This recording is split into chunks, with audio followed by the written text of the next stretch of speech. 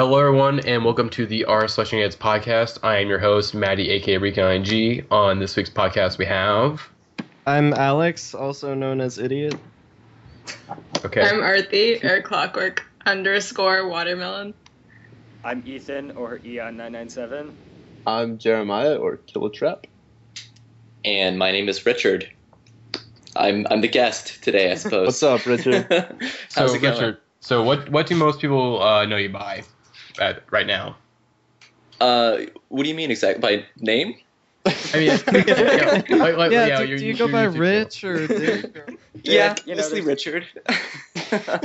No, I'm sorry. What exactly do you mean? Oh, I meant your YouTube channel. Yeah. Oh, yeah. It is. Here Lies Music is the name of the YouTube channel. So, Heroes Music has quickly become, I think, all of our favorite, like one of our favorite YouTube channels very quickly. Definitely within the podcast, at least. Matty found it, and we were just, Because I remember you posted in r/Death Grips your Ginny Death review, and I was like, wow, this is really funny. I saw a bunch of other videos. I'm like, wow, this guy's really funny. I hope he keeps making videos. Of course you found him Your through Father Death John Grips. Misty review resonates with me on a personal level. Oh, I'm glad. Thank you so much, by the way. I'm glad you guys all like it. I appreciate it. But anyways, I guess we're gonna do a little interview real quick with Richard. So, how are you doing, man? First and How foremost. are you doing, Richard? I'm doing okay. I feel like I'm doing all right. How are you all doing? I'm doing good. I'm good. That's good. Pretty well.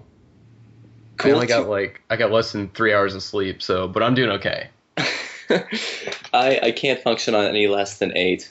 Yeah, I'm the same. It's rough for me. If I had 3 hours of sleep, I would not be doing this podcast. I would be sleeping. I function very well on little sleep. I've grown that ability over the past couple of years. It's a nice quality to I have. literally haven't slept in 3 years. Mm-hmm. All I do is oversleep or undersleep. I'm actually dead. I don't know if you knew that. Oh, wow. I don't live. Good to know. How does that feel? Yeah. How is that, Jeremiah? Explains so much. You know, How? it has perks. Okay, so next question. So Richard, how did you come up with the idea of doing short reviews in the style that you've kind of created? Well, it came to me in a dream. No, I mean, it was just kind of like just a stupid, silly idea I had. I mean, I had always wanted to find some kind of way to do music reviews that weren't boring and that were also so easy to produce that I could just do them on the go, because I have a really stupidly busy schedule. So a lot of it came out of a necessity for time, for being able to make a video in less than 20 minutes and just put it up, because that is exactly what this is for me. It literally just takes me about 15 minutes to make one video. So, Yeah. but I don't know. It didn't take a lot of conscious thought, I don't think. I can't really pretend like it was a big thing that I planned out. Is this a stupid idea? And I love music and I love filmmaking, so it was a fun way to kind of combine the both of them and maybe satirize music journalism in a way too. Yeah. You kind of answered the next question a little, but Oh, did I? Yeah, not only partially. See, I was very efficient. I told you. I was wondering how you want your channel to be perceived, or if there's I don't know, how you want it to be received. Oh, that is a good question that I wish I had thought of. I don't really know. I haven't really thought about it that much. I think, I mean, I hope that people know it's mostly a joke. Yeah.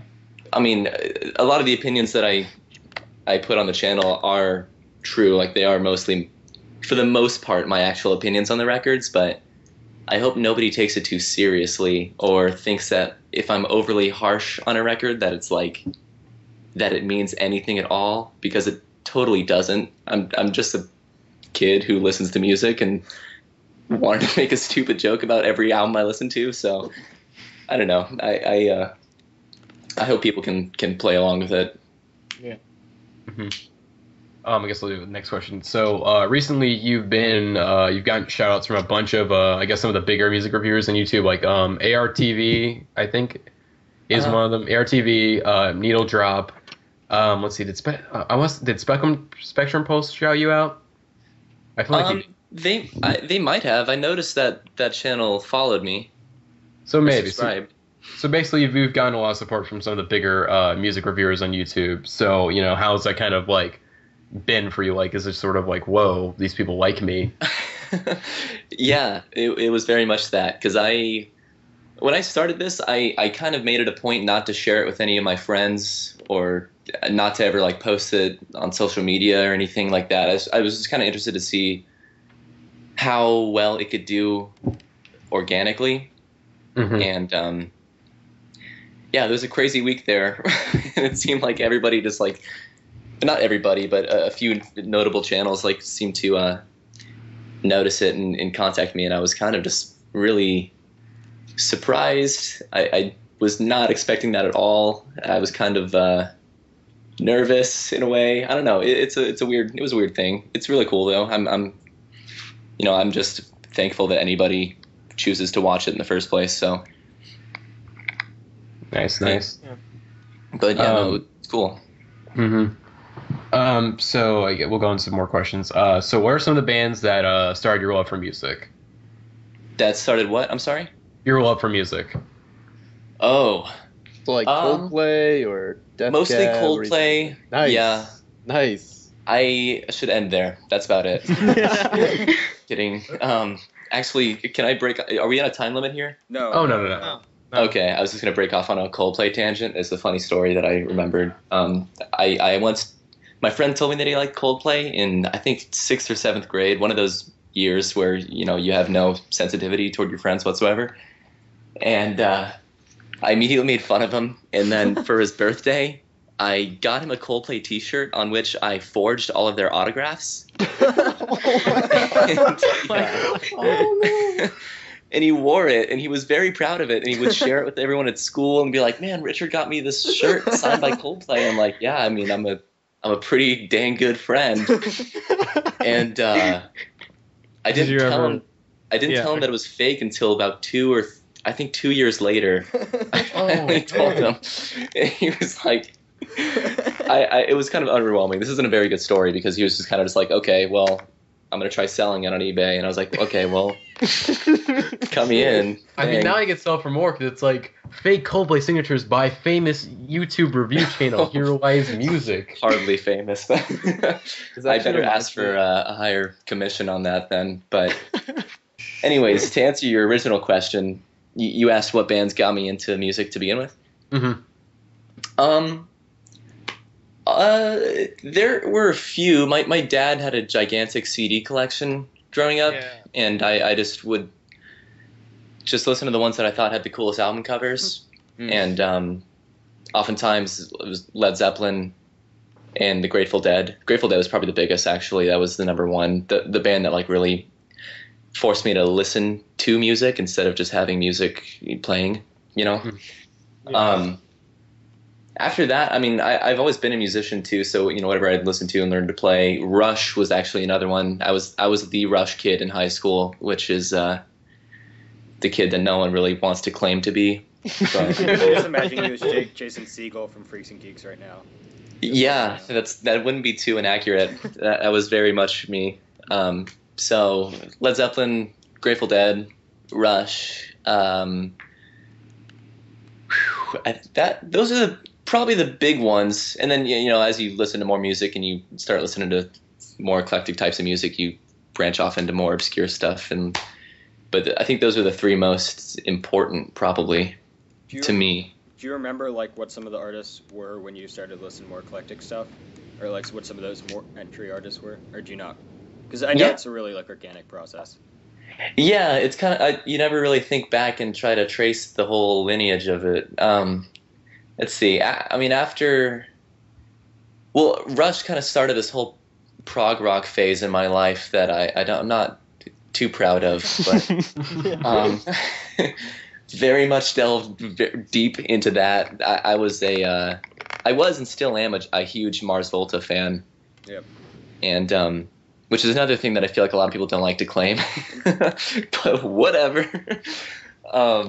So I mean, the Mars Volta probably the first, like, I guess they were never really independent. They were always on a major label, but a less Smaller.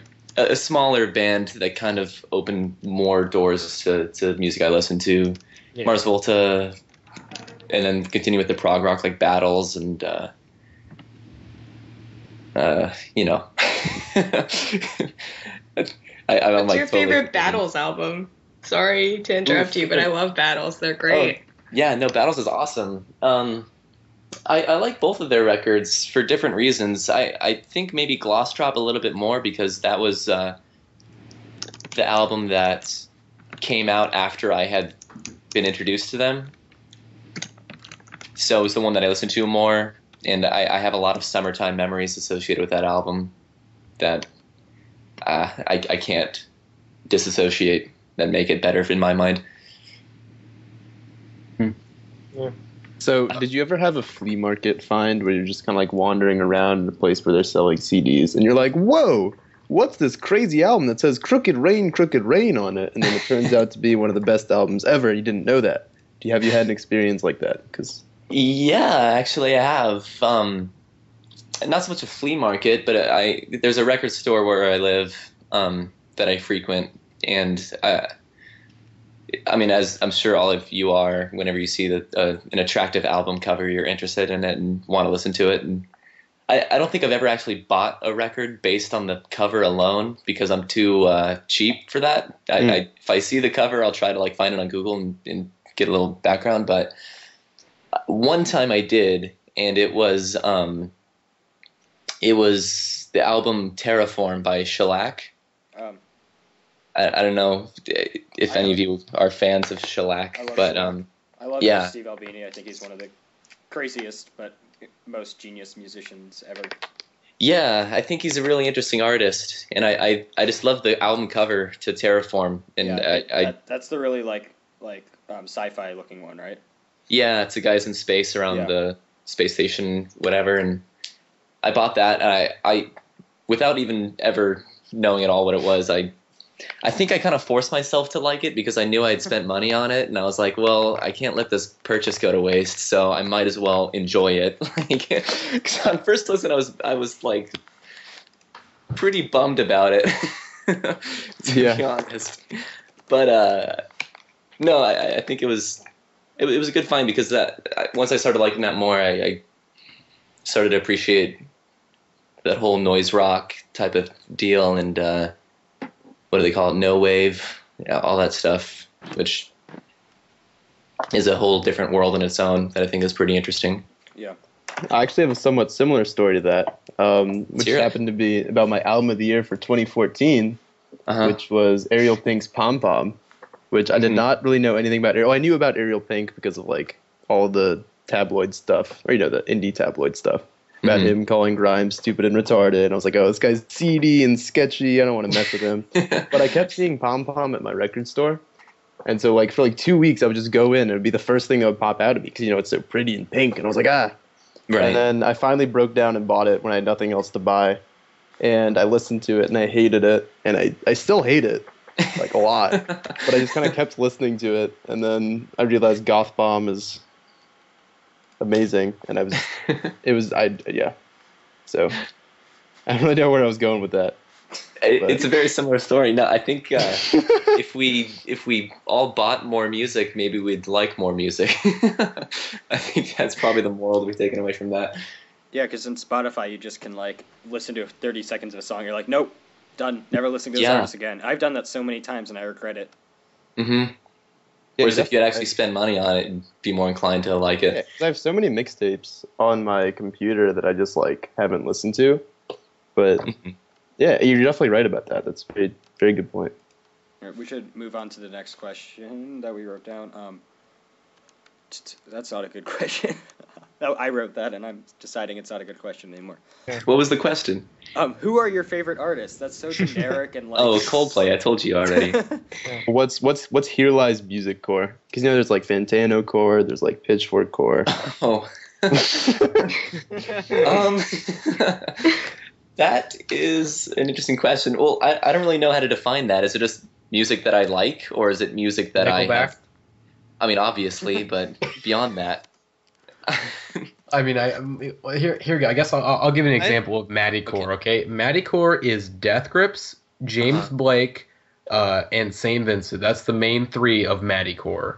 I guess I'd say it's more music that you like, you adore, that you absolutely, like the music that's important to say you. You're the leading scholar in.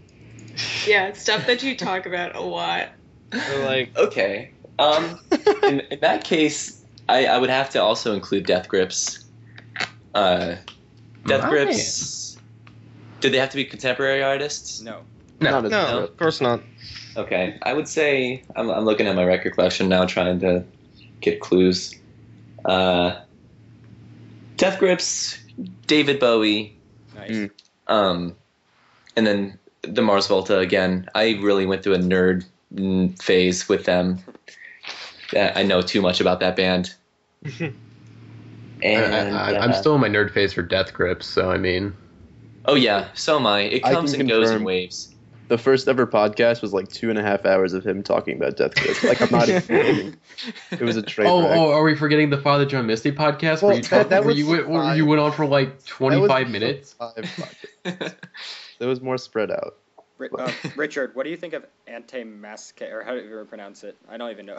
It's like 10 letters, and it's. I think it's pronounced anti-mask. I think it's simple. I don't like it, to be honest. I don't like it, and it's sad to admit that because I really look up to those guys, and I feel like they let me down a little bit personally. I feel like they personally let me down. I'm kidding, but. I agree. I thought it was pretty generic, but I liked it. I mean, I listened to it I'll listen to songs on occasion. I don't know. I thought it was catchy. It's really poppy. It really appeals to that side of me. Mm-hmm. There are a couple songs on it that I like, but I don't know. As a whole, it disappointed me, and it took me a while to come to terms with that. Yeah. I'd still love to see them, though. Yeah, aren't they on tour? They were on tour or something. They were. They just played in my town, but I was too young to go look at it. To go watch it. You just put in really soundproof headphones and just watch shows. You don't even listen to music. No, it's all about the visuals. So let's see. Do you have any favorite reviewers of music or film? I guess. Not really. I mean, I've watched. That sounds. That's what I thought. No, I feel like some people do. I don't know. It's hard to tell. I really like Fantano, and obviously we all love you, but Oh well, shucks. I wouldn't say like I keep a list of my favorite reviewers. I mean, like, you know who's not my favorite reviewer? Your top 5 favorite Pitchfork reviewers.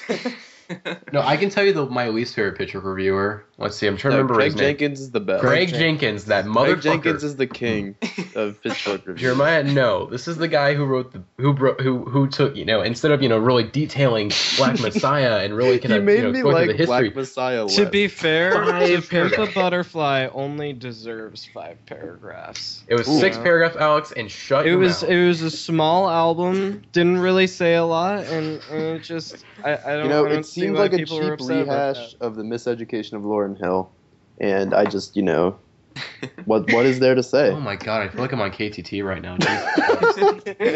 Actually, I have a question, which I think is, I don't know, I think this is a more fun question. Thanks, Jeremiah. Wow. Richard, what are your favorite albums of the year so far? What do you think are your favorite albums of the year so far? Ooh. This leads into my question. Answer. May I stall by amending my answer to the last question? Yes, you may. Okay.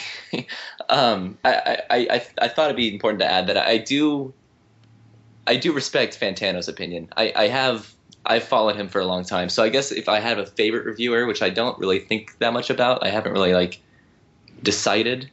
I think Fantano's the only one who I actually regularly follow have followed for the years. I mean, I read blogs and stuff, but I never really pay attention to who writes what, so that's my fault. But anyways, favorite records of the year? This is always such a tough question because I forget what came out this year. All right, let me just give you a hint. Okay. Father John Misty. That's one of them. I did really love that record. Hold on. Death Grips, obviously. Death Grips is also another one. Yeah, I really loved that record too. Ziggy Stardust. Pimp a Butterfly. Oh yeah, You guys Ziggy are Stardust just was a telling big him one all that the came out answers. here. You're just telling him what you want to hear. This is your opinion, okay? I know you Oh, haven't 21 heard Pilots Multi-Love record. yet, but I'm pretty sure it's your favorite. So Okay. Bach We're put so out a really bad. good symphony this year that I think is going to be album of the year for me.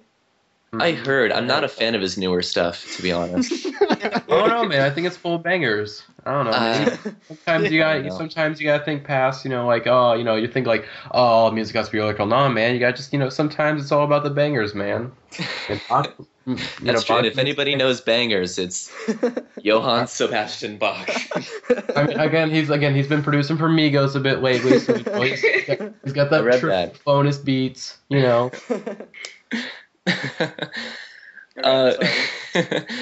don't be sorry. I feel like I'm forgetting a lot of records, but Father John Misty and Death Grips are definitely in my top for the year so far. To Pimp a Butterfly? To Pimp a Butterfly, I really love that album, and I really respect that album, but I haven't listened to it in like a month and a half, and I don't know what that means about it anymore. So I think the thing is, I think probably I've actually been listening to it regularly compared to like Can Matt See, which actually, I listened to it when it came out, like, and after a month I was just sort of like, okay, I'm kind of done. I kind of get this record. Where I think this, for me, To Pimp a Butterfly is a lot more like layered, I guess. It's like, okay, it's like it rewards like keep listening to this album. There's gonna be more you pick up. It's like the Arrested Development of albums. The more you listen to it, the more you pick up. Yeah, I could agree with that. I think that's probably why I haven't listened to it as much lately, just because I very rarely have the time to set aside to listen to it with the detail and the attention to detail that I think it deserves. It's like hard to stop. Yeah, so I feel like I would be cheating it if I would just listen to some of it in the car on the go. So I don't know. It'll probably end up in the top again. I'm sorry, I think I cut somebody off. No. You finish your thought.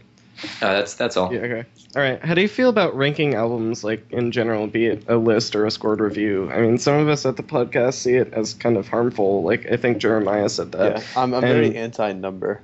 And so I personally enjoy, like, obsessively and pointlessly making stupid lists. I guess, I don't know. I was interested in your opinion on that because I'm kind of split in the middle. Yeah.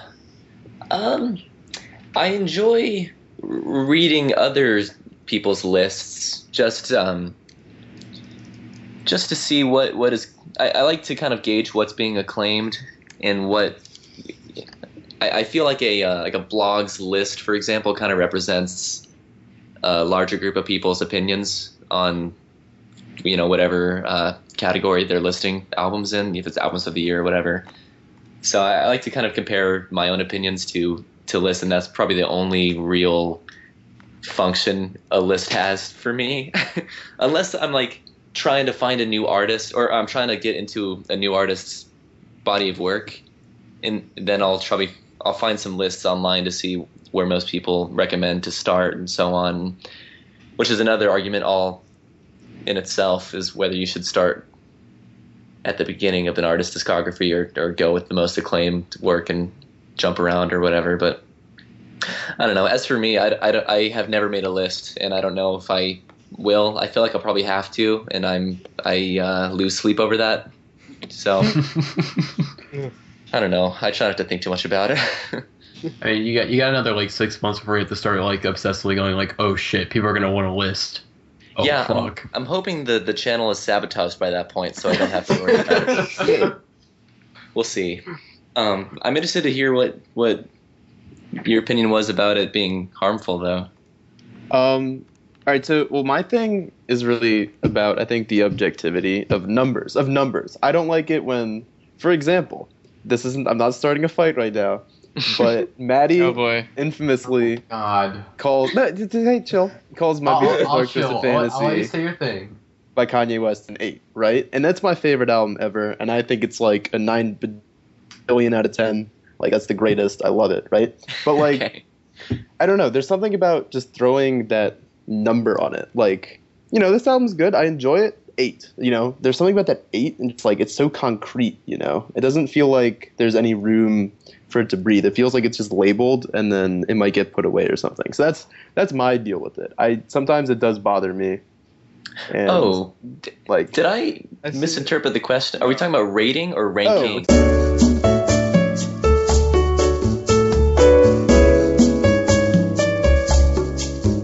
And we're back. Sorry about that. Technical difficulties because Washington, D.C., the weather there is an asshole and it wants to ruin our podcast with Richard. And to Washington, D.C. weather, we say, fuck you. Anyways, okay, on to the next question. So, do you read the comments? If so, are you willing to respond to any of the propositions made in the comments? It sounds like he's a prostitute. Yeah, what are you getting at there? I didn't make that. That wasn't me. I did not write that question. I'm just reading what's on the schedule. And I don't. Who wrote that? Well, what kind of propositions do you mean? I mean, people like requesting you to do albums and whatnot. To cuddle. Oh, yeah. To cuddle, absolutely. I definitely read the comments. I read every comment. I don't. A lot of people recommend stuff, or at least have recommended me to do stuff like Classics Week stuff. I've noticed, and I just don't think that'd be funny. You know? Yeah, actually, I feel like I would only have good things to say. I get that. I mean, some of your best reviews have been like more positive stuff. Like I think the review was amazing. Super positive, right? I think that was positive. That was positive. I was like, wait a minute.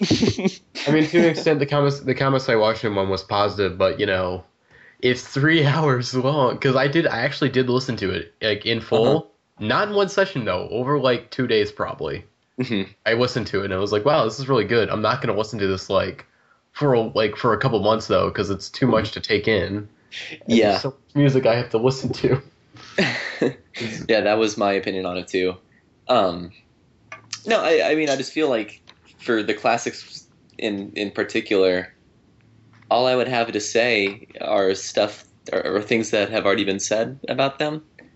I don't know. I'm thinking of some different ways to maybe do that. I don't want to give away any secrets, which is code for I have no clue what I'm doing at all. But, you know, we'll see. We'll see how things go. But, all right. Yeah, propositions. Keep proposing. It's my message to any viewer. Okay, speaking of proposing, we are missing one of our podcast members. I think we already said her name was Sarah, who lives in LA. She wants to she wants to give you her number. Oh, yeah. We don't have it currently at the moment. Actually, I do. I have it. I actually have it too. Well, let's do this after. This is kind of after the podcast. Guys, let's put Sarah's number in the middle of the podcast and see how many people know. I'll add it in post. There's this great artist named Moturn Media, or Matt Farley, who I've interviewed on my blog. You can find it at soundimplosion.blogspot.com. Nice plug. I'm so great at plugging. I'm a podcast pro. No, but he there's actually songs. This is a mess. It wasn't a mess until you said it was a mess. I had a point. That's fair. He in some of his songs he literally just goes on and sings his phone number as part of this because he just sings just random lyrics like he has songs about every state, every like a bunch of names. My god, I know this guy. Yeah. Paparazzi and the Photo. He's actually pretty well known. 8675309. Okay. No. Okay. No Tommy Two-Tone. Let's move on. We have one rule in this podcast, and it's no Tommy Two-Tone.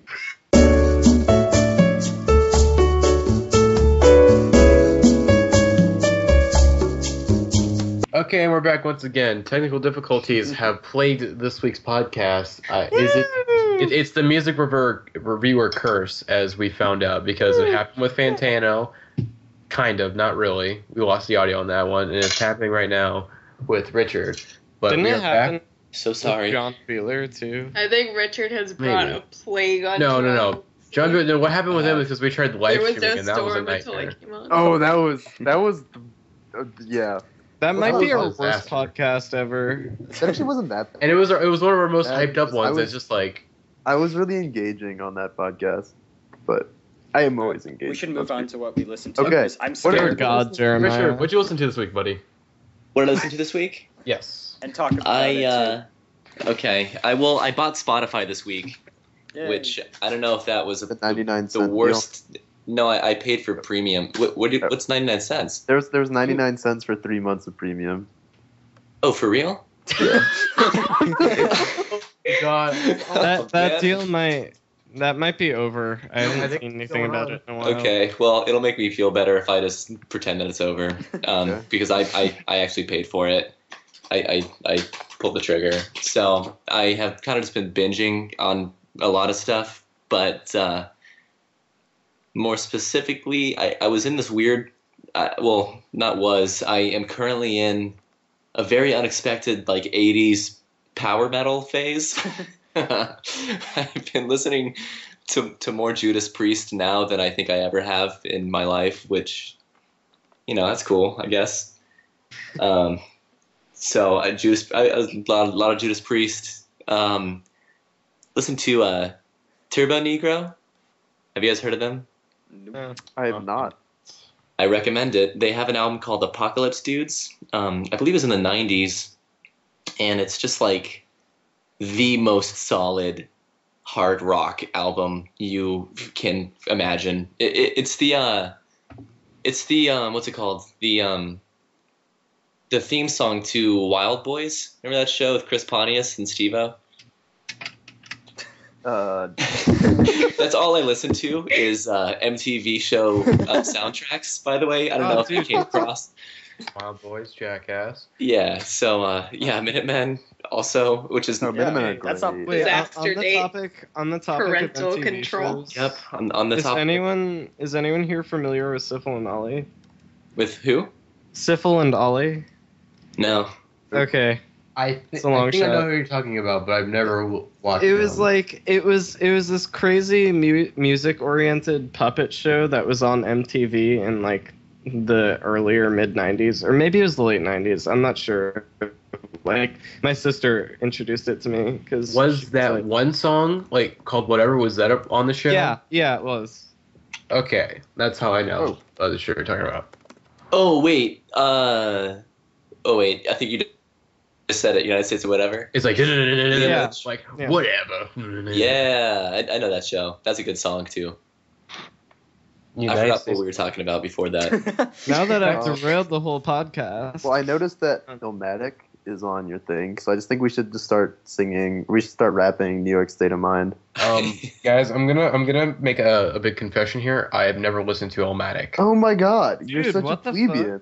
Hey, Oh my God, I can't I'm believe gonna have you Wait, back Jeremiah. here. Tell you Jeremiah. that I put that on the list because that was my first time listening to it. Oh my God. Oh my god. I There we listened go. to Jeremiah, this when was album the when I first was time 8. you listened to Illmatic? Yeah, I was 8, and I got scared by the gunshots. Wait, no, that was Hip Hop is Dead. No. That was Hustlers on Hip Hop is Dead. Because there's like Hustlers, Dealers, something. West Coast kill the track, East Coast gunshots. But the second time they say gunshots, they actually use gunshots. So I was playing Warcraft 3 on my computer, listening to it, and then the gunshots went off. My windows were open. I thought there actually was gunshots outside, so I hid under my desk. Anyway, But what Yeah. did you think I about was- the album, Richard? I loved it. I thought it was great. yes. Also, no, never mind. I can't even pretend like I was also afraid of the gunshots because I wasn't. What was that? Oh, I was where fake people don't make it back. I don't Oh, know how to start this shit. Hey, yo, rappers are monkey flipping with the funky rhythm. I be kicking. Anyways, this week, Transition. I listened to Oh, wait. Rich, a couple we of missed one of things. Richard's albums. Oh, did we? Oh, Oh, yeah, the vaccines. album. oh yeah. I listened to that last couple of days. Have you guys heard that yet? No, I have not. I was like, I should listen to this, and then I realized I didn't care anything about that, so I just deleted all the Vaccines music from my playlist, and I'm like, I'm never gonna listen to that. I'm just done. That's how. I don't know why. I just had this weird like purge moment. It's like I'm done Interesting. with the Vaccines. I don't care enough. It's like you're reminded of like, oh yeah, I don't really like this band that much. Yeah, because so I have a playlist of like all my favorite music, and then I play on shuffle in my car usually when I'm driving, and the Vaccines come up, and every time I'm annoyed, so I'm like, I should stop listening to them. I'm so sorry that happens to you. I'm real, and no, you don't have to be sorry. I could easily delete their music at any time. It's not like it's. I'm just being like self-harming. Well, I mean, I'm sorry you don't enjoy it. Oh yeah. I think I started listening too much to the lyrics, and I was like, heard I wish I was a girl one too many times. I'm like, okay. Mm-hmm. Yeah, I don't really listen to the Vaccines for the lyrics. I just think it's the perfect like driving on the freeway toward the beach summertime music. Yeah. And that is almost exactly what it's like here. Not to like brag or anything about your storm issues going on over there, but it's great here. I'm just gonna say. But no, I listened to that. Yeah, their new record. I won't spoil anything for those who haven't listened to it, but I think it's pretty good. Did you guys hear that? No. What? There was really loud thunder, and then my mic just went on. Ooh. All right. What's up, Okay, Arthi? you guys- How are you?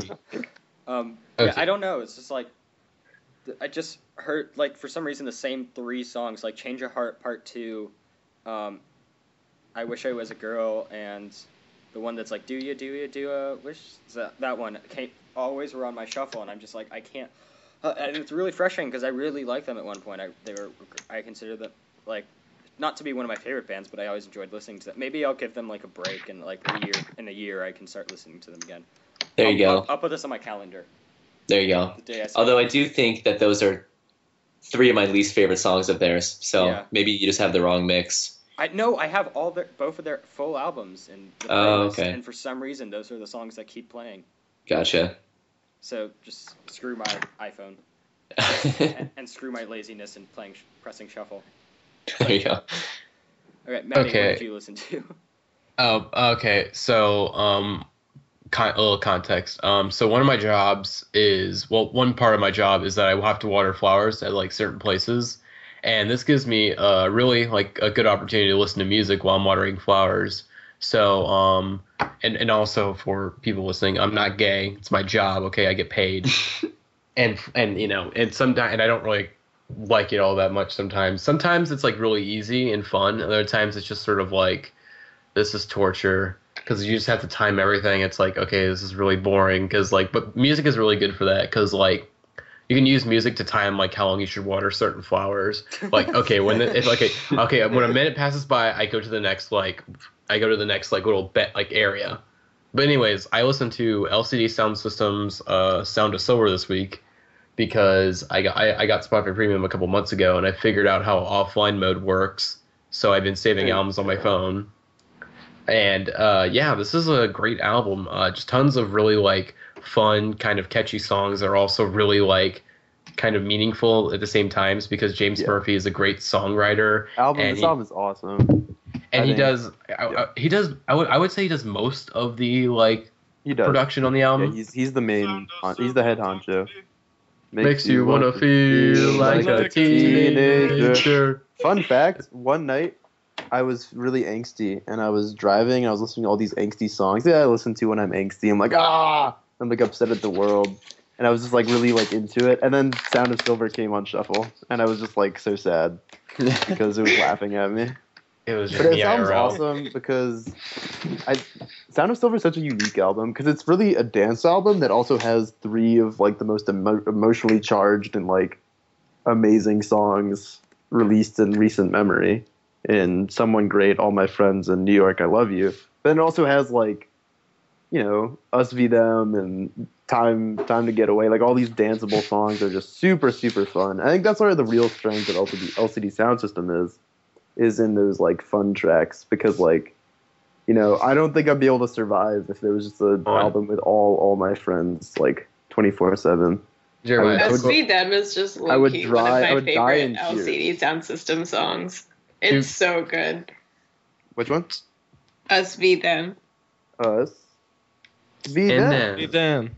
Okay. Anyway, okay. To quote one of Richard's reviews, it's like a sad fiesta, which is that's the best.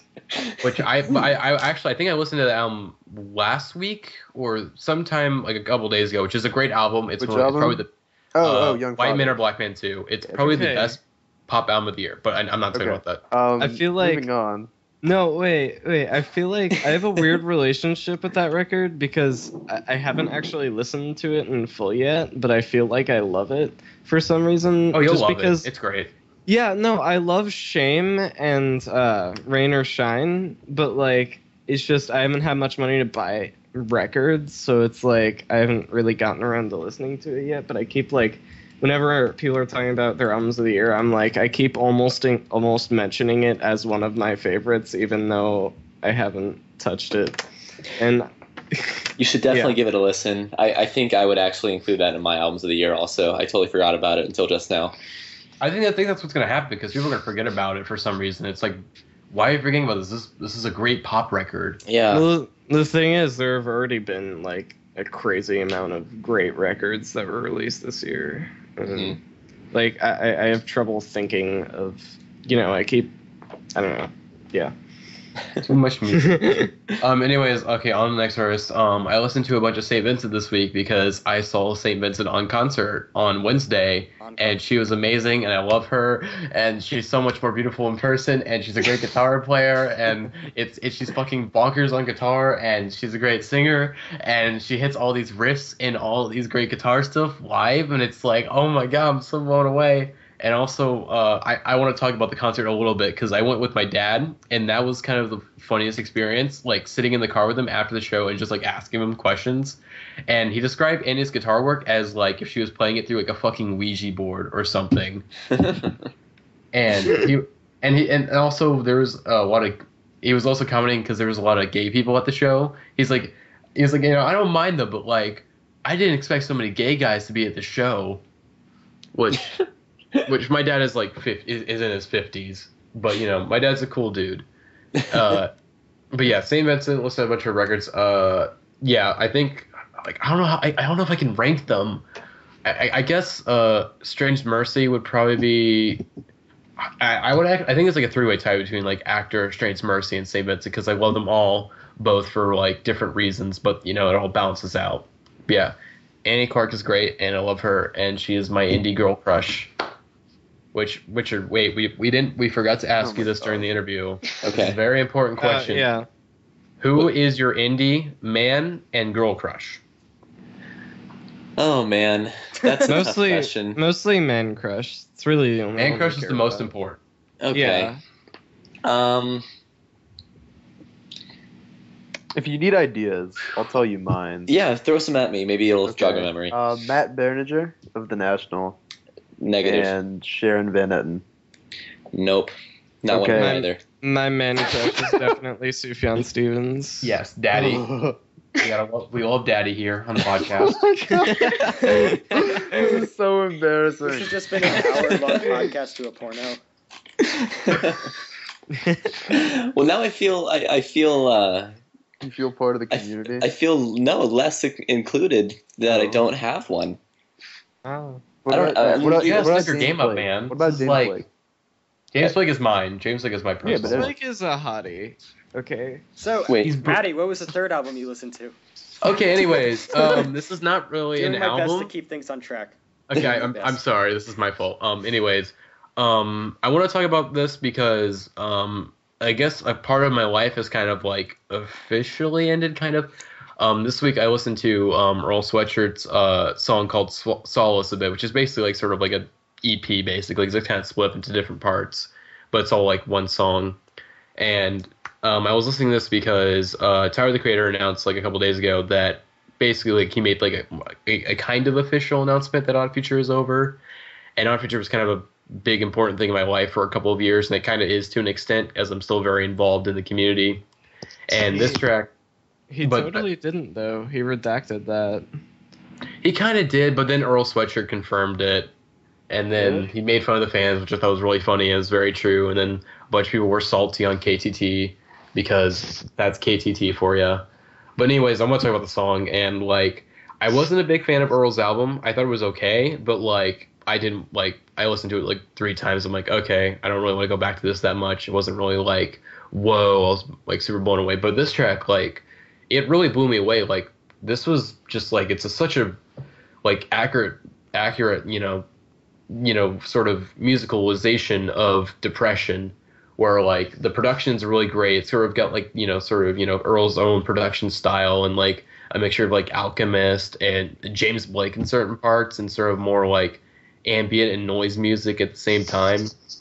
It's sort of like a little reminiscent of may get a little shit for this, but like of Impossible Soul by Sufjan Stevens, where like there's certain parts of the song that kind of break up into like different suites and whatnot. Like some parts Earl's rapping and like in a certain style, some parts are just sort of instrumental, and certain parts are like super depressing parts. Like I think one of the most like touching lyrics on the song is like he was like, I think it's like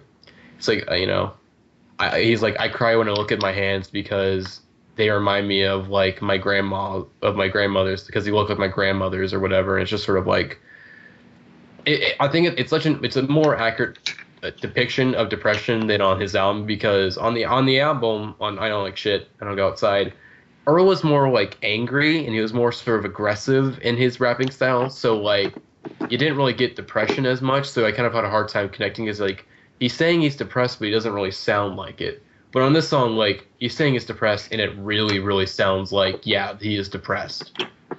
So yeah, great song. I almost lost hope on Earl, and this song kind of brought back a little bit of hope for me. So yeah, that's about it. Sorry, I kind of ranted for a long time on that. No. You've convinced me to listen to it. It's great. So what'd you listen to, Arthi? So this week, as a lot of people might know, Beach House recently said that they would be releasing a new record on August 28th called Depression Cherry.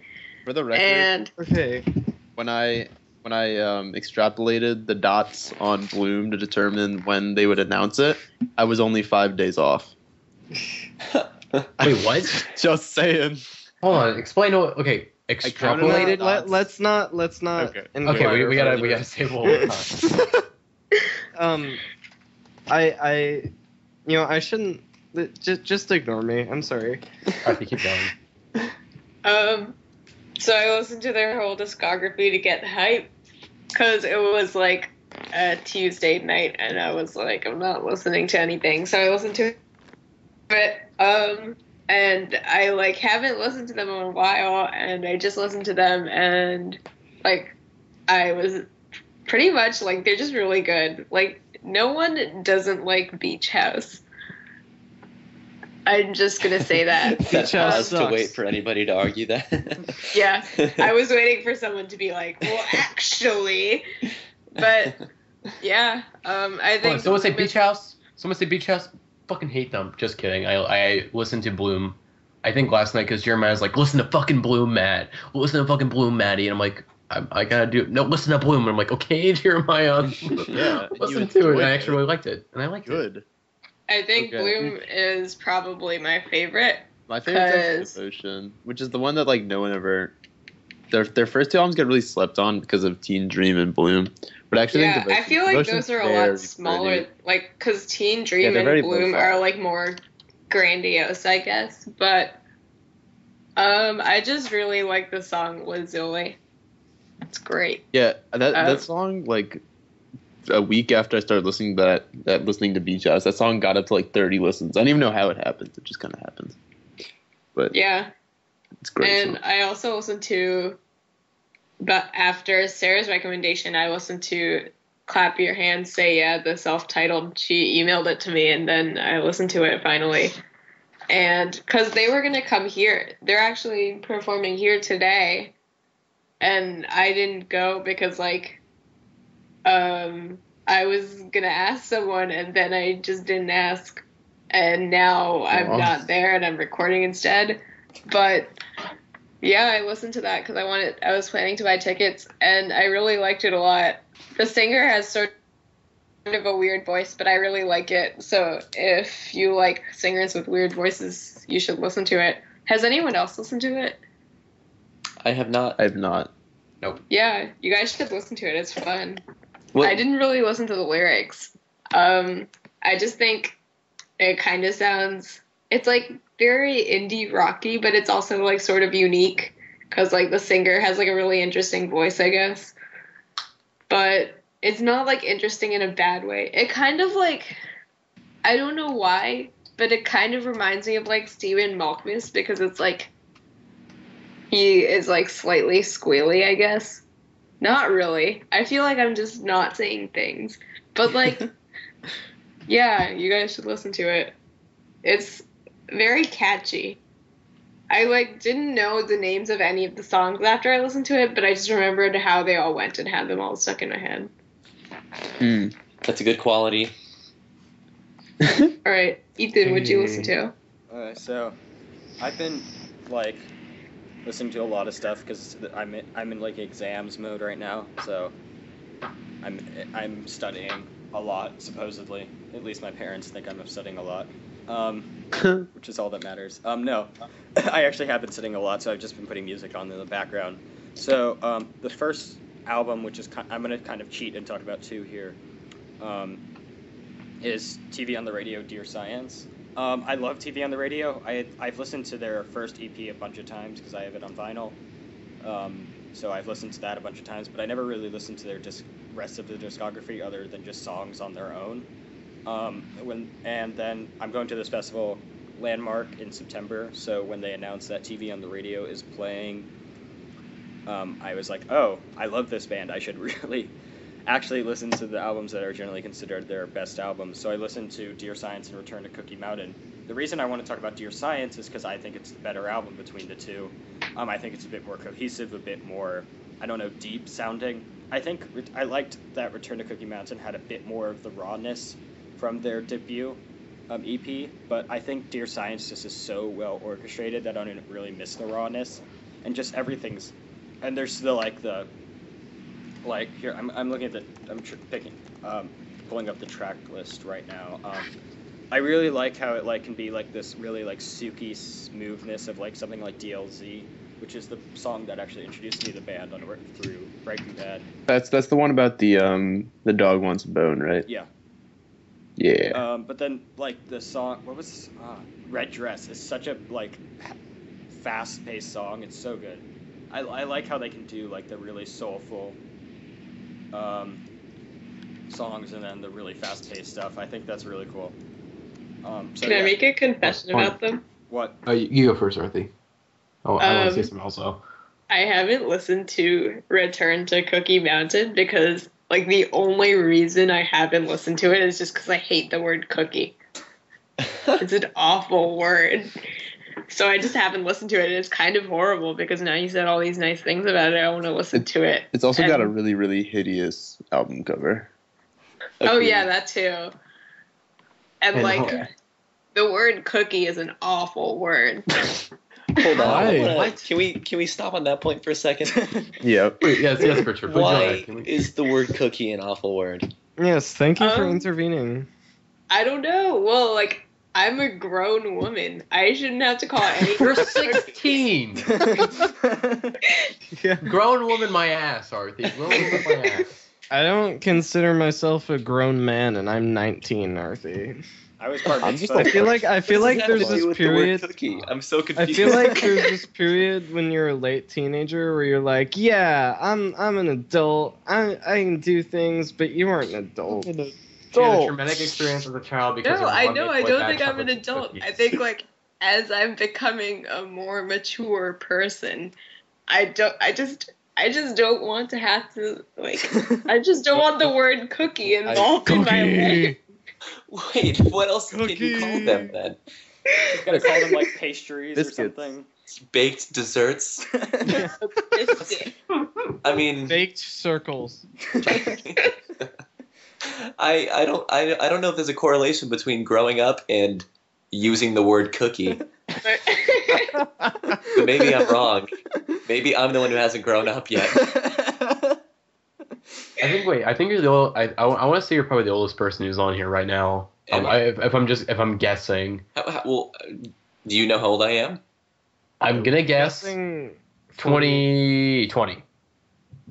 Richard came on this podcast and he's like a guest, and now you're just like, get out of here, old man. I'm not saying get out, because again we have Sarah who's older than most. Resident grandma. I'm 29. Oh. What? I'm so kidding. I'm 20 years. I'm 20. I definitely thought you were older right. than 20.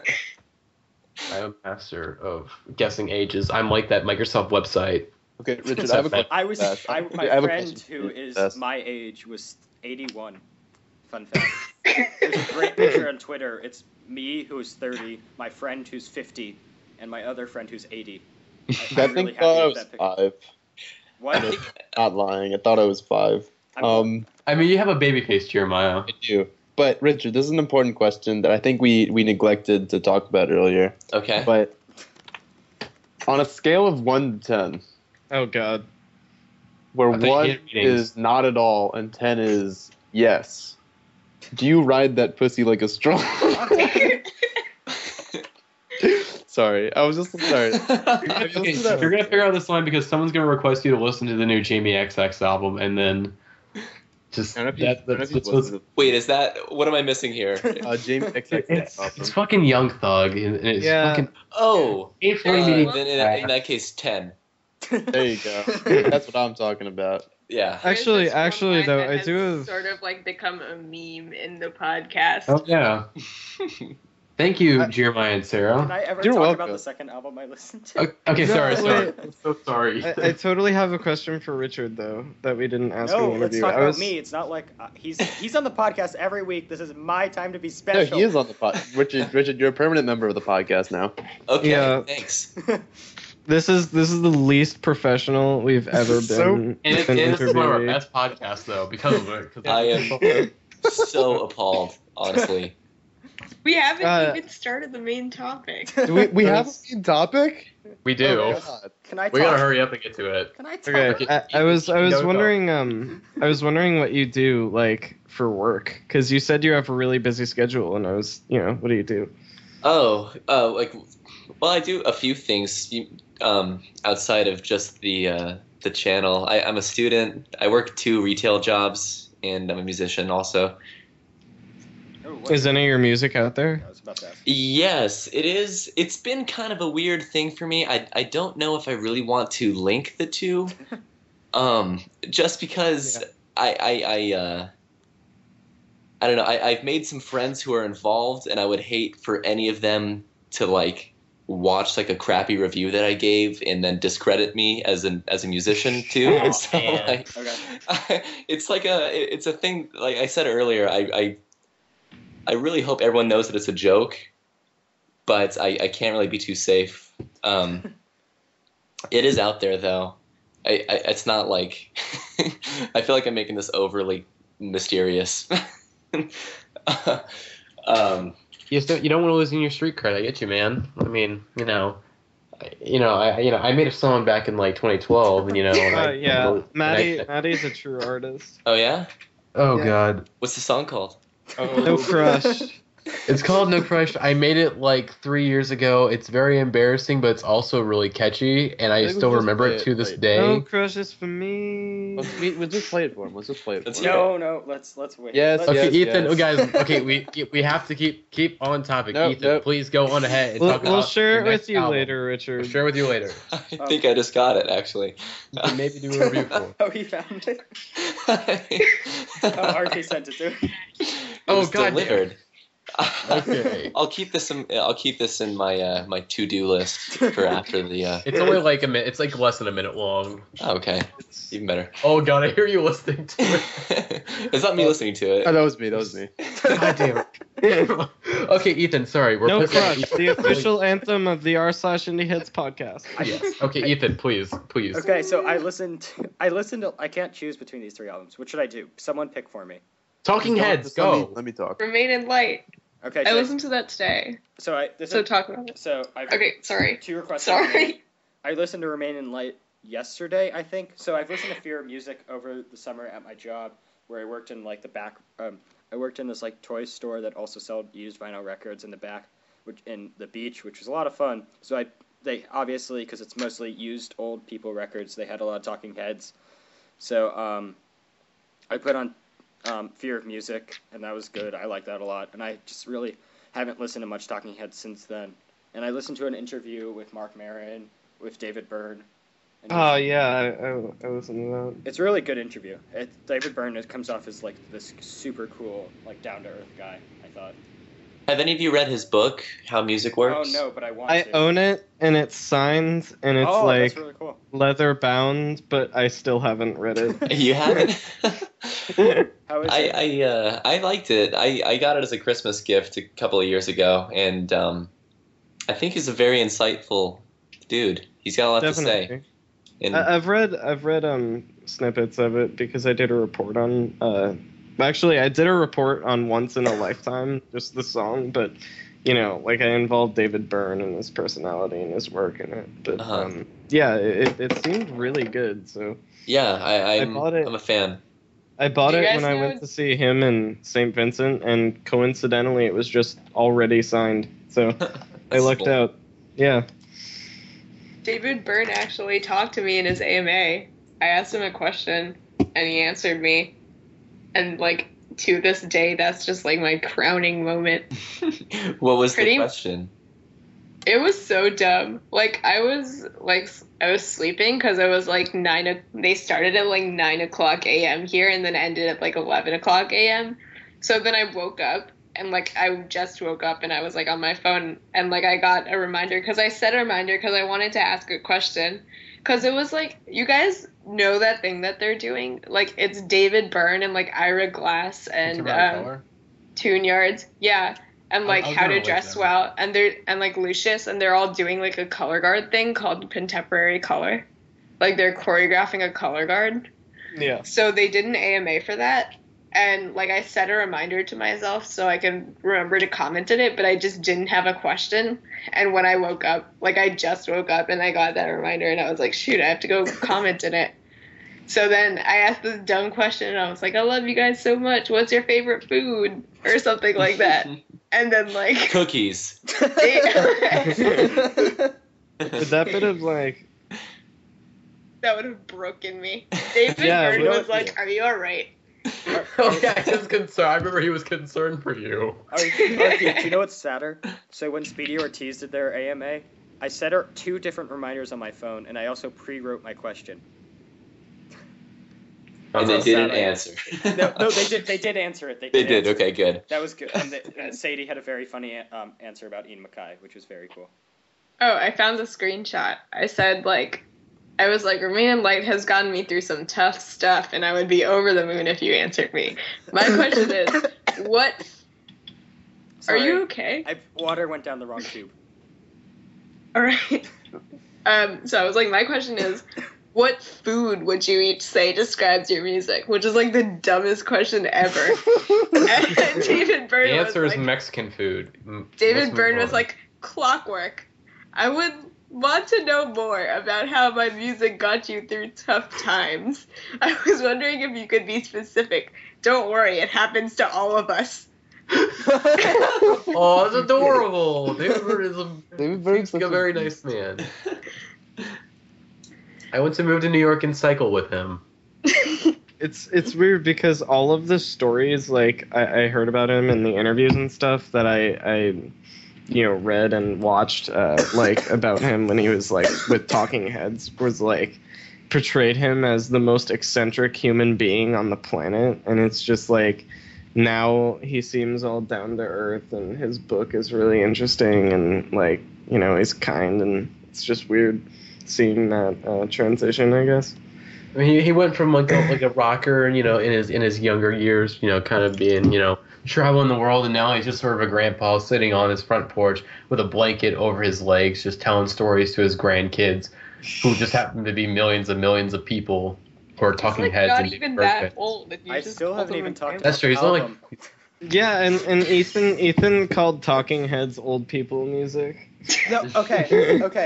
It was made in the we had 70s. a lot of REM, a lot of Talking Heads, great bands. They are old. They are Okay, old. talk about Remain Light. I just really want to talk about the album. Didn't we already talk about it? No, Is it my I turn? never did. I just said Alright, I listened so- to it, and then I said, like, gave the context. Oh my god. Guys, this awful. is gonna be one of our longest podcasts. It is. Okay. Do you have anything to say about Remain in Light? Okay. I really like the album. It's really frantic. I like that. I was reading a review. Oh, definitely. I think I was reading a review of Emergency and I again. I think I've read the Pitchfork review like 10 times by now. Isn't the Pitchfork review like 3 lines long? Well, there's 2 different ones. One of them is like, this is a great pop album, go buy it. And then they go into a whole different thing. And the other one's the reissue is better. But, so, and it's like, oh, Talking Heads influenced them. I'm like, what? I didn't realize the Talking Heads were kind of that frantic dismemberment plan thing. And they are. And it's really good. And I really like it. And it was almost too anxious for me because I was kind of anxious about exams. So it was like a bit too much layering. Like Emergency and I kind of lets down at points. Like it cycles between like the jitters and You Aren't Invited between like something like Girl O'Clock and I Love a Magician. So there's variety.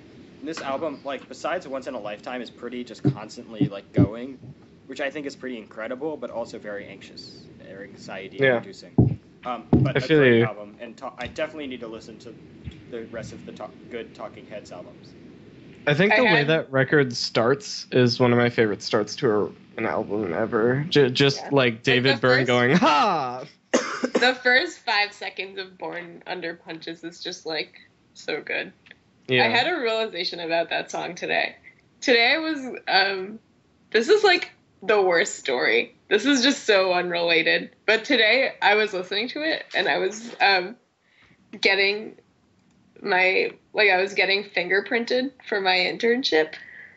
And like I'm gonna be working for like a government agency. And like That's not interesting. Hashtag There's- just DC things. there's like one line that's like, take a look at these hands. I'm a government man. And I was like, that's me right now. Okay, Moving Ethan, do you have on. any more comments about Remain in the Light? I like that. I feel like I was the only one who laughed at that. I liked it. Thank you. You're welcome. It's a good album. And Yeah. I also listened to Why Alopecia for the first time, and it was really good. Which will be this week's FYC, by the way. And I listened to Boards of Canada. Music Has the Right to Children, which is one of my favorite albums. Let's go on to Jeremiah, who's listening to All one right. album this week. So, it's that season again. It's getting warm out. It's getting humid. It's time That's for great, strawberry. Jeremiah. Well, Moving and on. shit's hitting the fan. Shit's hitting the fan in Jeremiah's life. So it's time for Strawberry Jam by Animal Collective, which is one of the more bittersweet albums ever. And like every time, the first time I listened to it was 2 years ago when my dog got diagnosed with nose cancer, which was sad. And so like there's a lot of that bitter, like especially on like fireworks and stuff. There's a lot of that bittersweet like I love what's going on right now, but I know it's going to end. And there's that like anxiety. There's a lot of innocence on the album. And then last year I listened to it after my dog died, and it was like, whoa. It was really sad, but it's also amazing. Reverend Green and Fireworks are like the best songs ever. And then now my best friend is joining the military-industrial complex and is not very remorseful about it. And I'm really sad because I'm liberal as fuck. And it's not going to be good. And so I don't know. It's just like that. There's a lot of feeling. I don't know. It's such a good album. I love it. T-Bone is amazing. I don't know. Do you guys like Animal Collective? No. Never No, I've listened. never my heard of God. them, actually. All right. Well, I think I know someone here who loves Animal Collective, and her name is Arthi. Ethan. There you go. Good, Carthy? good. Richard, do you like Is Animal it- Collective? I do. I really do Me like too. Animal Collective. They're probably one of my favorite bands. Ooh, what's your favorite Animal Collective album? I also really like Strawberry Jam. Although, as much as people like to shit on it for no reason, Meriwether Post Pavilion is No. What? perfect. I was No. actually Post talking Pavilion is about that amazing. yesterday. You know, like- go ahead. I Sorry. listened to it yesterday when I was like on the bus home, and I was like every time I listen to it, there's this huge stigma with like big Animal Collective fans. Like, I'm a huge Animal Collective fan, and like they're my favorite band, and like there's this huge stigma with like really like Animal Collective fans who are like super deep into Animal Collective, where they just can't say that like Meriwether Post Pavilion is their favorite album because like it's the most famous and you're not a true fan or whatever. But like it's just so good. Yeah, I think that's a dumb argument for people to be to condescend you for liking it just because it's the most famous.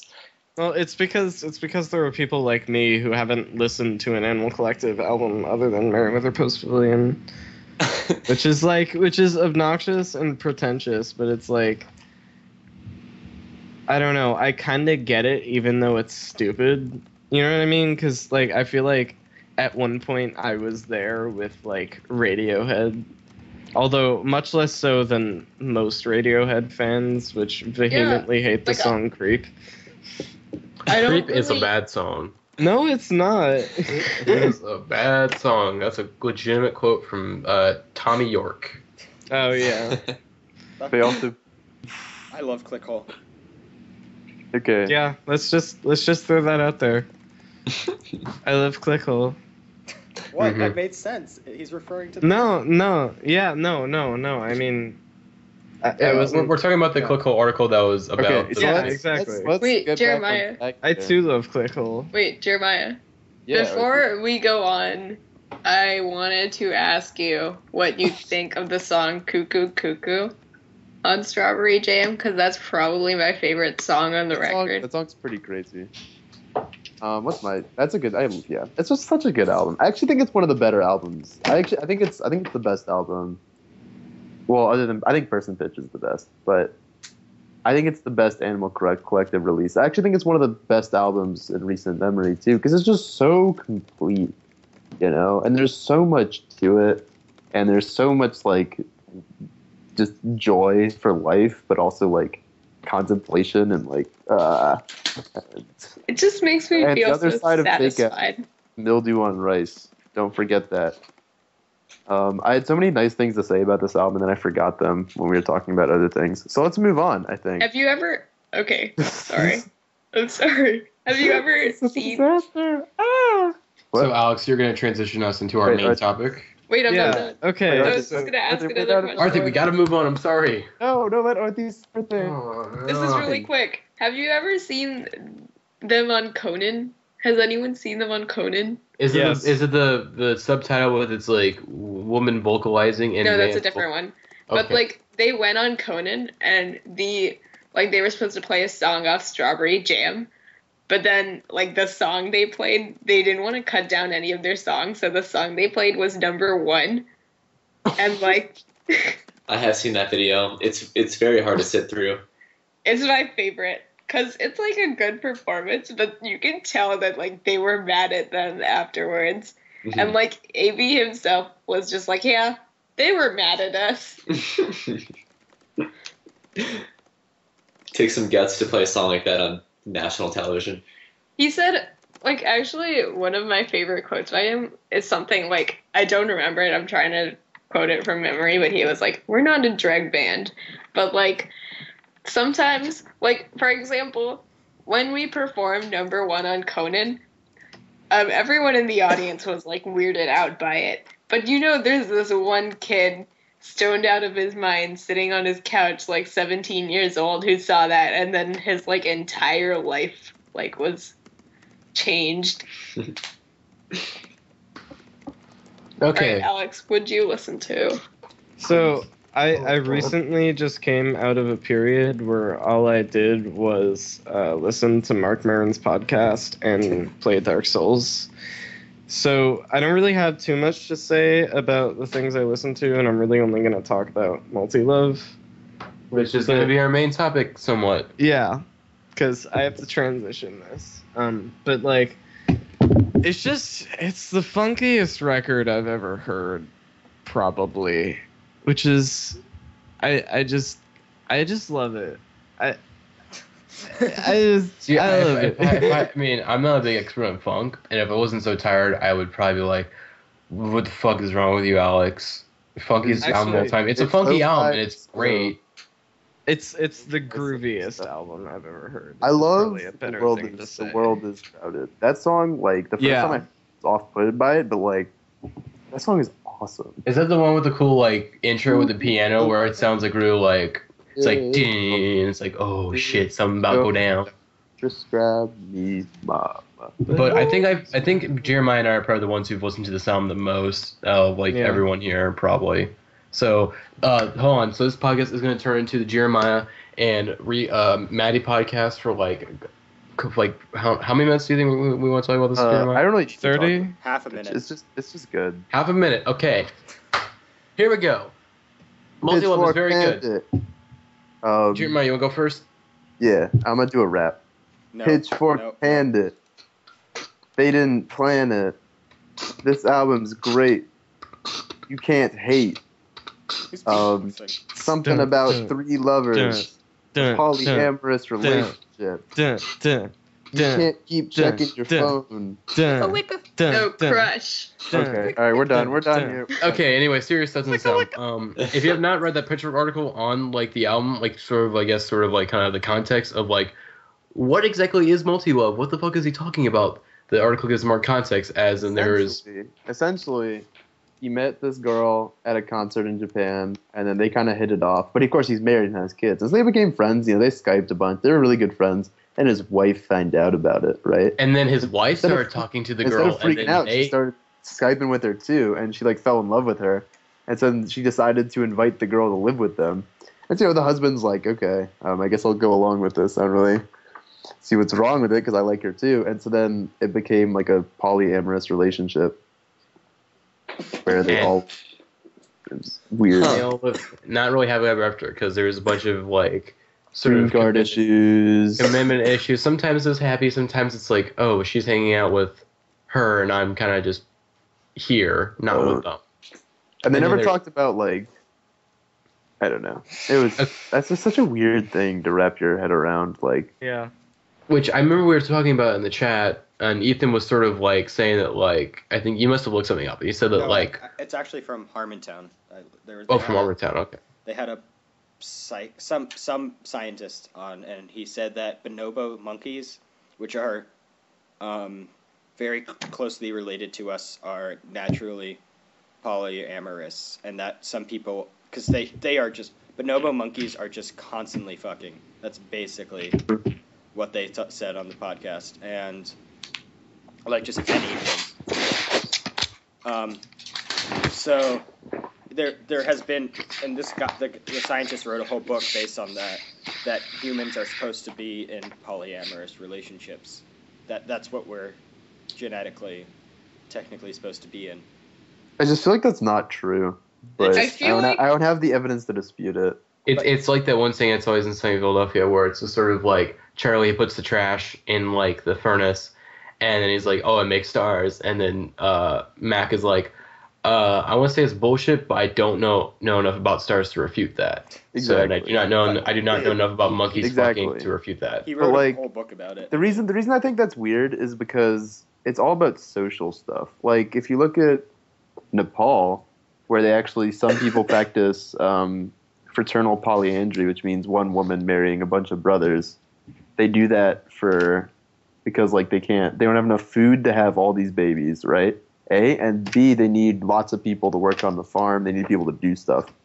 So in that sense, it works for them. And I don't know. I just feel like that's kind of weird. I don't really see polyamorous.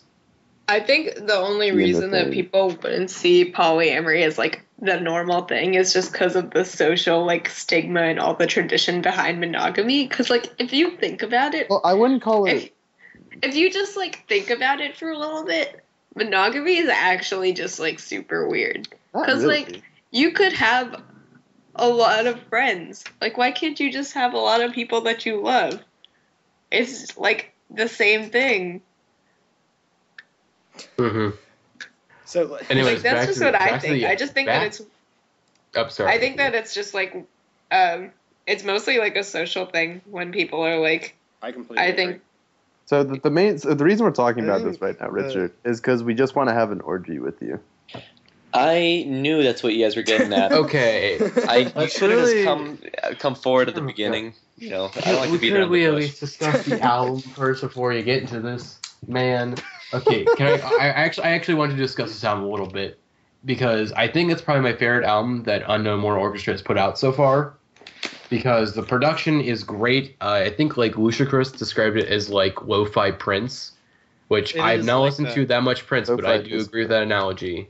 Go listen to Purple Rain right now. Like I've listened to Purple Rain before. And go to Purple. Okay. I've listened to Purple Rain before, but I don't remember much about it. But like, it's very. The production is very funky, and the vocals are lo-fi and like really sexy. And it's like, yeah, this album's like cool, and we just want to put on like sunglasses and just want to go to the club and be like, and wear like, and like dress up like a 70s disco man, dress up like John Travolta in Saturday Night Fever and go, hey ladies, you want to start a polyamorous relationship with me? No? Well, okay. Bye, I'm going to go listen to Multi-Love at home and cry. Eddie, you're such a strange man. I am. I'm running off of 3 hours of sleep, Jeremiah. Okay. I'm surprised I'm even like awake and speaking in at least somewhat coherent sentences. Okay, let's move on to the main topic now. Okay, so Richard, I'm sorry. I'm really sorry. This is like the 5th time I've apologized. We don't need to keep apologizing. I swear to God. We honestly do, though. We're not that bad. You shouldn't feel like you need to apologize in the first place. I'm just having a good time listening. Thank you. Okay, so I only listened to Multi-Love once, but I did listen to it, and I read the Pitchfork thing, and that made me want us to have a discussion on sexuality, like the exploration of sexuality in music.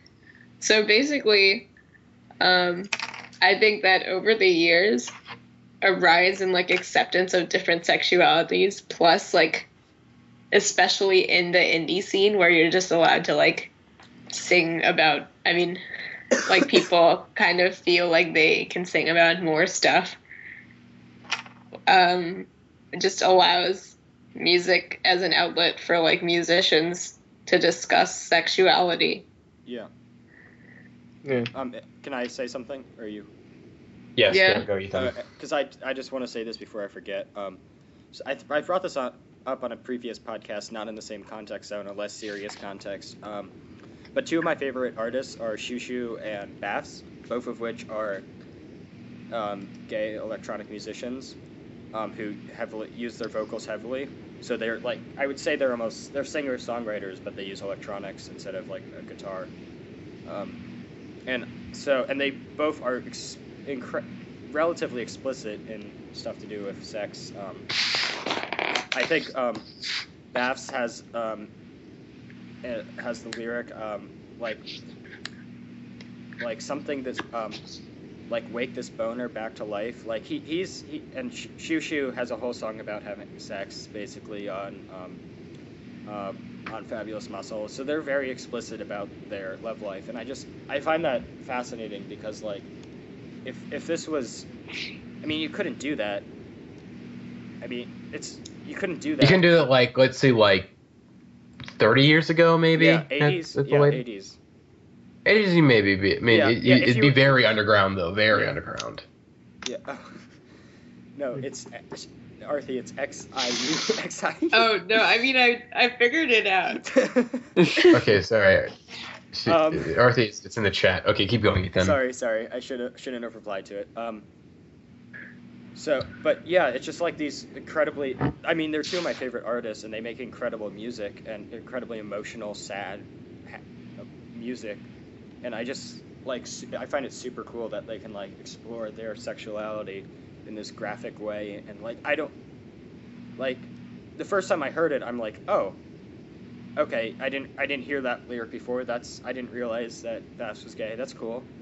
And it was just kind of a moment. But then I'm like, oh, this is really cool. I'm like hearing about something I don't particularly understand. I understand like having a sexual drive, but like it's just like really cool to hear this different emotional side of things. It's very similar but slightly different. I don't know. I just wanted to bring that up. I don't know what context it has. To be explicit and blunt of what Ethan's saying, and I'm going to apologize first and foremost before I say this, it's basically being like, well, usually I want to fuck women, but it's kind of interesting to hear other people talk about wanting to fuck men and they're men. So that's kind of interesting. Yeah, that's not exactly what I'm saying. I know. I'm just joking around a little bit, but it's sort of like it's interesting to see like. Yeah, no, it's like the polyamorous thing. It's like, oh, here's them experimenting with a polyamorous relationship. These guys are in love with men. Like this is like they are men in love with. It's just like something. It's all love. It's all wanting to do the same thing. Be in a relationship and have a mental and physical relationship, but it's all different and it's in different contexts. Yes. I mean, I also want to talk about more like kind of. I don't want this to exclusively be about like gay musicians because they're not the only ones who discuss sexuality in music. No, it was just something I wanted to say before I forgot. But to briefly touch on some more gay musicians and kind of seeing that where, of course, in gay musicians in general becoming more and more accepted, like it's like no big deal. Perfume Genius, his growing. I listen. I think How Bright's a great album, and I think he was on Letterman. He had a great performance on Letterman. One of my favorite producers right now is Arthi, who was like I believe he was one of the executive producers on Yeezus. He was on 5 tracks, and he was big on Volnicura. Mm-hmm. Yeah, he was co-produced on Electrics on Volnicura, and also co-produced FKA Twigs' second EP and some of her first album. Which actually I wanted to talk about FKA Twigs next, who makes very very sexual music, kind of in the sound of it being very sexual, and then the lyrics are also very deal with sort of sex and whatnot, and kind of female empowerment, where you have it's sort of like kind of a stark contrast, I guess, with like let's say rap music, which is I love rap music, but I think we can all agree that like a decent amount of, let's say we'll go with a generic example of like mainstream rap music, whenever it talks about women, it's usually in a misogynistic context. So it's kind of nice to see FK Twigs kind of like flip that around a little bit and kind of be like, okay, no, I'm the one in power right now. So that's also very very interesting and very nice to see, because it's one of my sort of weird things and sort of like conflicting moral things when it comes to listening to hip hop, because I love hip hop, but then sometimes it's sort of hypocritical of me to be kind of for certain social issues and be like, well, yeah, I like Tyler the Creator even though he says faggot a lot, or it's like, oh, but I or like I listen to Migos and I enjoy them, but Yeah. And you should have been on our discussion last week. But I know I couldn't make it. I think what was I doing? I was somewhere, but yeah. Anyways, Okay. I completely agree with you there, in that as someone who is a very vocal that's the sex positive feminist person who I feel like indie music is really good in that regard, allowing people like FKA Twigs and maybe to a lesser extent St. Vincent kind of just sing about their sexuality without just completely being awful towards them, in the same way that people are just oh, Nicki Minaj is a whore because she's sexual or whatever. I'll let you finish. I want to talk about. I actually want to talk about Nicki Minaj a little bit and sort of the difference between maybe mainstream and indie, I guess, in that aspect. And kind of, which can I discuss it right now, real quick? Yeah, sure. Where in the context of FK Twigs, it's female empowerment. It's it's very much she's talking about being very open about something. I guess compared to Nicki Minaj, it seems very more real and more legitimate. Where with Nicki Minaj, whenever she is sexual in her music, it feels kind of forced sometimes. Where it's just sort of just doing it to cause controversy, especially the Anaconda video, which is just sort of the whole purpose of that video is I want the internet to just be really really angry with me, and I want to make teenage boys cream in their pants or something like that. I just want to cause controversy, where it's just sort of it's do you want to cause controversy or do you want to bring these issues into light and and be smart about them instead of just making really dumb pop song, which Anaconda is a fucking terrible song, by the way. It's not even counting the lyrics. It's just a really bad sample. A really bad sample. Nicki Minaj is just a giant waste of talent. And okay, but yeah. Have you heard her freestyle? She's a talented rapper. No, I did. Like I said, she's a waste of potential because you hear some of her raps, and she's a great rapper. Like she has great songs. Like "Feel Myself" is great. The Monsterverse, everyone talks about it, and there's a reason why, because it's fucking amazing. Let's see, and she has great songs where she raps, and I think even she has some good pop songs. Like I like Super Bass. I think that's a solid pop song, but for some reason she decides just to make mind-numbingly stupid shit, and it's just like, why are you wasting your talent on this? You're so much better than this, Nicki. Like, you had a chance to be the best female rapper of all time, or one of the best of all time, and it's like, I understand you sometimes, and I think it's just a shitty thing for women in the industry that they have to like sacrifice their dignity in certain aspects in order to become famous, and that just sucks.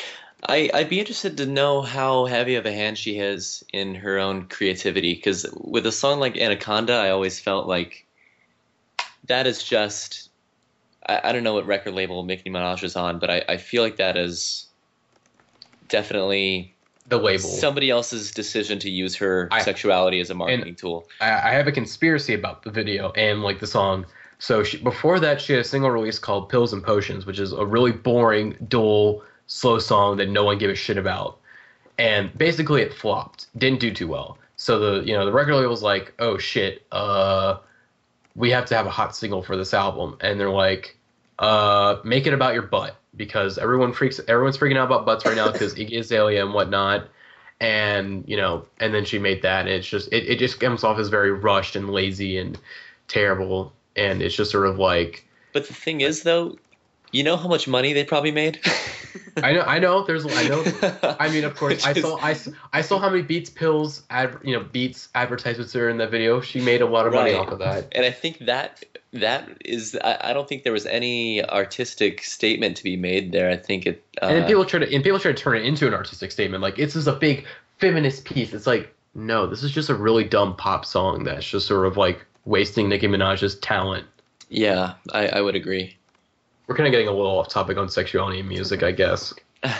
I wanted to talk real fast about one of my favorite songs from last year, and I think this is also one of Arthi's favorite songs from last year, which is the seemingly creepy but also very sincere song from Ariel Pink's album Pom Pom, Sexual Athletics. That was actually my favorite song of last year.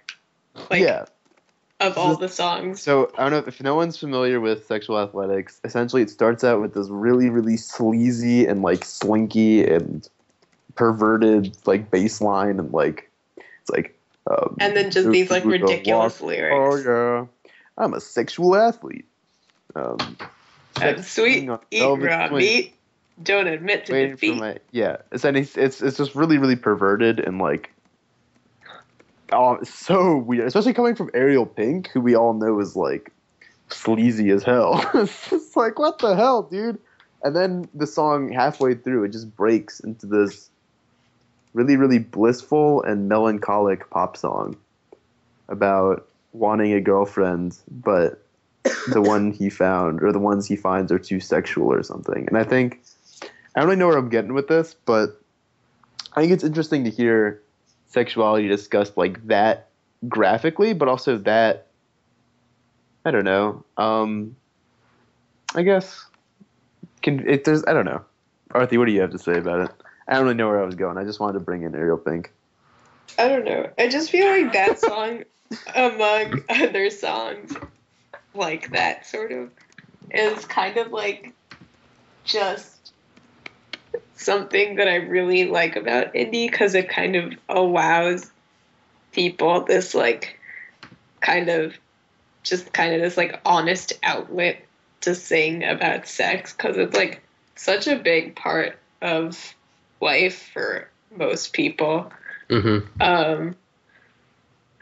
And like I feel like at least there's a lot of ways that people address it where it's just like either it's just like sort of misogynistic or like trying to like get around it or kind of just like manufactured, I guess.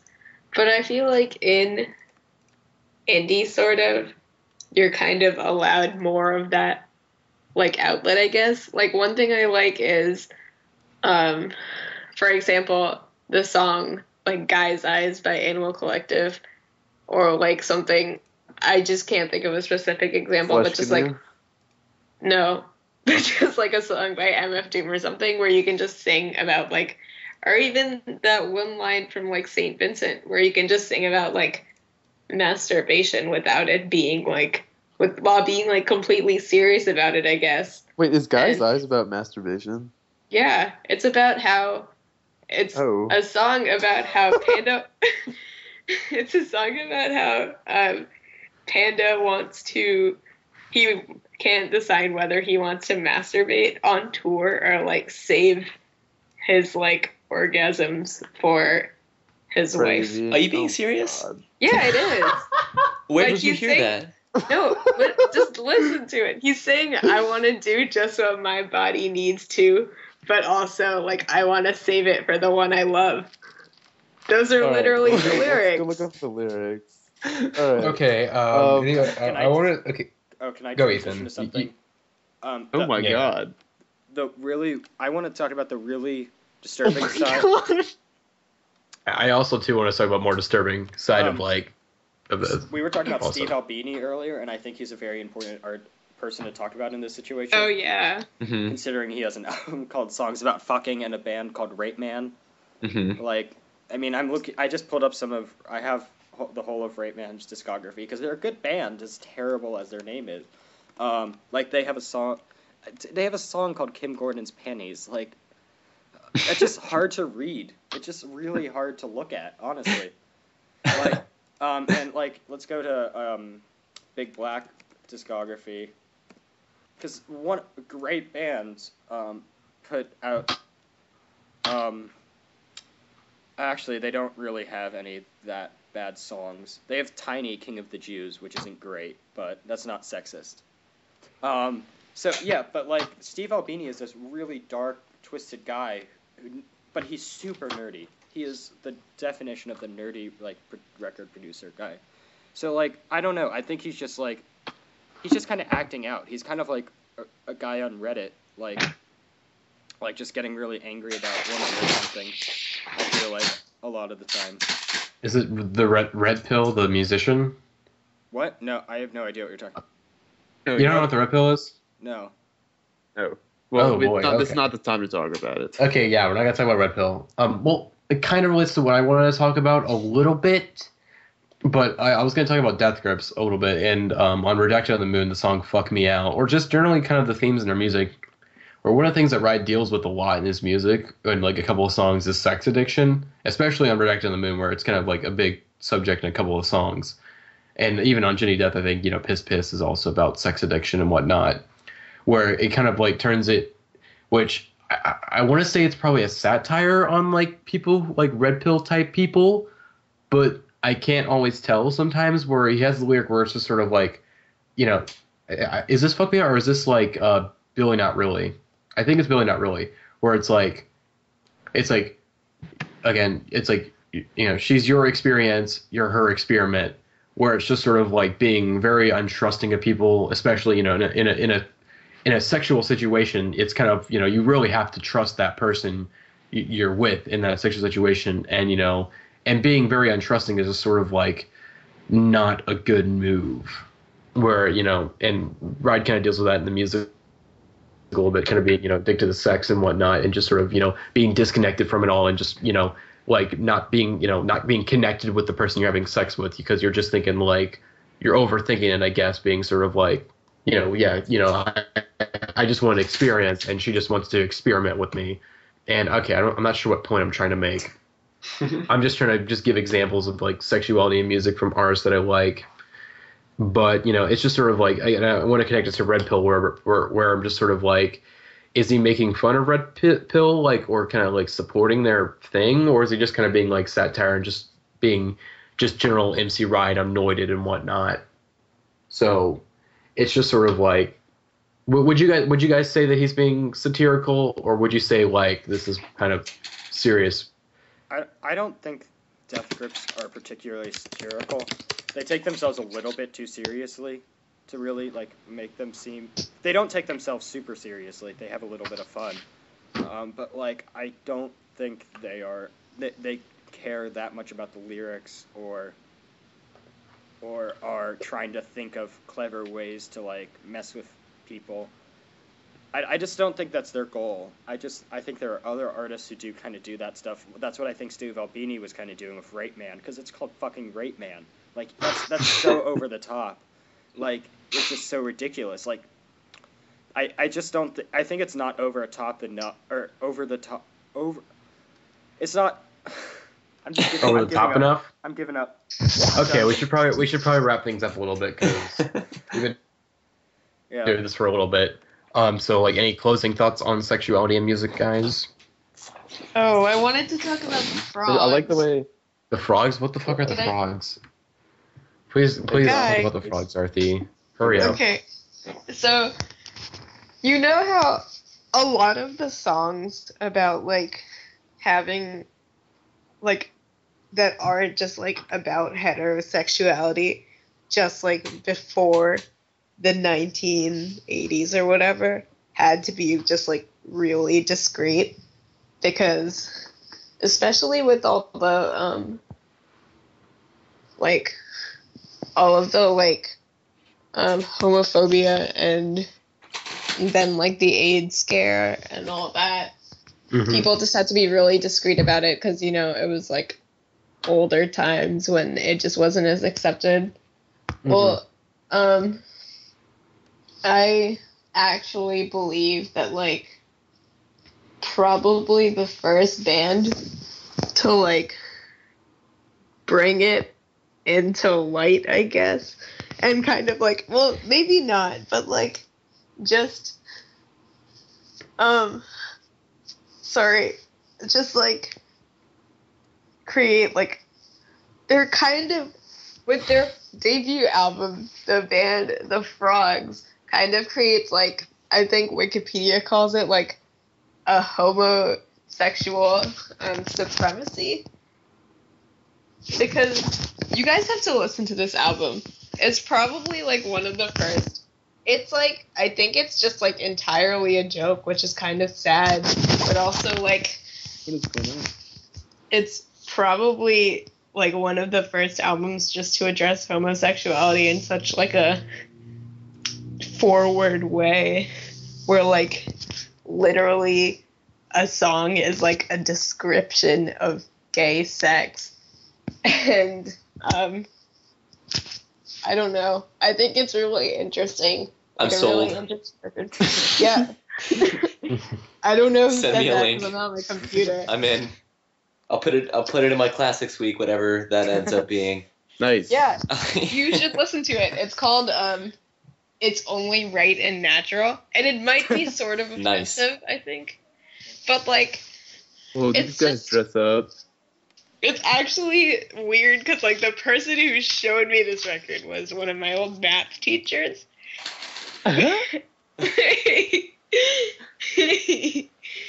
But, like, you guys should listen to it. Everyone should listen to it. I think, Oh my god. when This guy's When- head, his hair, and his forehead is the biggest thing I've ever seen. If this is the right picture. Okay, hurry up, Arthi. I'm sorry to cut you off or anything like that, but we gotta wrap it up. Please hurry up and. I'm so glad that Flesh Canoe is about AV's love for Panda Bear. yeah, it's about them cuddling. Look, okay. Can you just, Anyways, okay, I hope you guys. Can you just click on that link and just not the guy on the right in the yellow shirt? That is the biggest forehead I've ever seen. Oh my god. Oh my god, I'm looking at it right now. Poor guy. Okay, Is that sorry. Kurt Cobain? It does look like Kurt Cobain. It is Kurt Cobain. It is There Kurt are Cobain. two. I think we're neglecting to realize how large the guy in the left's forehead is too. But no, it's hard to know. No, it's just like shining and blinding the guy on the Well, right.